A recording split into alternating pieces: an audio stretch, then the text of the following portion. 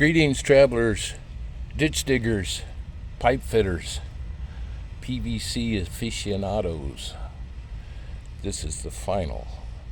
I just want to finish up with a couple things. We're going to bury this pipe. I've added some dirt underneath it, and then we're going to use some sand. Oh, Kev, you don't need to use sand on PVC. Just get in the habit of doing it right. Make it nice. Put some sand around your new pipe. This keeps it firm. I think we got 50 pounds of sand here. And after we enclose it in sand, then you can put your regular dirt on top of gravel or whatever. I forgot to tell you too that the reason this thing failed was down at this connection where the copper met the PVC. There was a screw-on fitting, and that failed. It was cracked. When I pulled the pipe out, it just came apart. So that was where the failure was. We've got nicely glued up here. I've let the trench open over the weekend and come back here every now and then to check on it. If it's going to leak, it's going to leak within 5 minutes of putting it all together. After 2 days, it's probably not going to leak.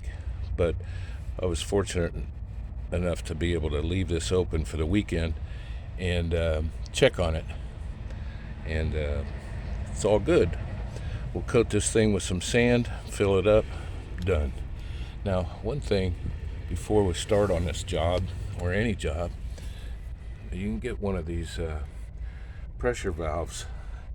It just screws onto the faucet, the hose bib, and as you can see, we're getting 60 pounds of pressure, and that's good.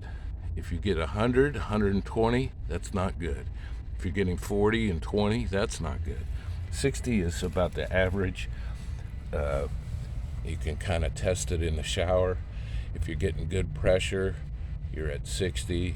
If it's dribbling out, you're at 20.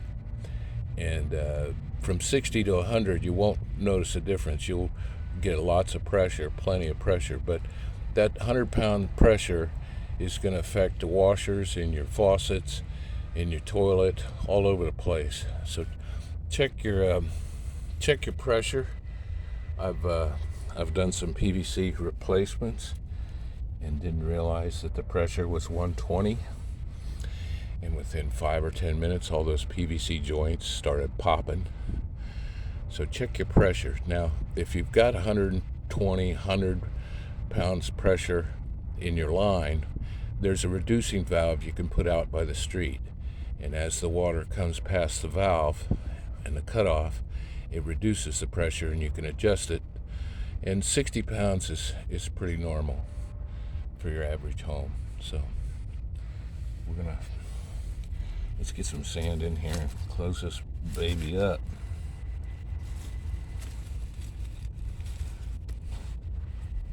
You can also take a 2x4 and kind of pack it. This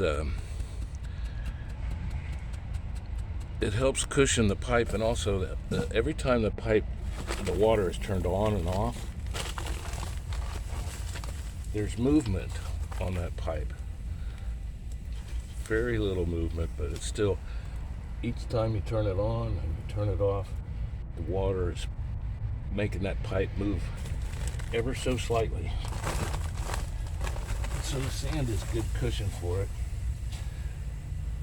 and also it kind of protects it as you put dirt and gravel and whatever on top. Just do it right. Come on. Now, Kev, you don't need sand. What are you doing? This sand was $5. Okay. Speaking of cost, the parts for this is about $50. My labor is 100, so it's 150. The regular plumber, he's going to charge 100 just to park in your driveway.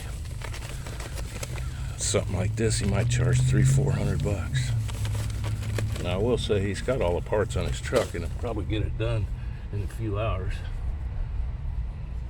instead of old Kev spending all day on this thing.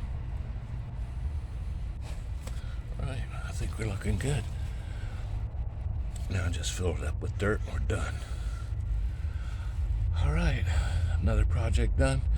More projects to come.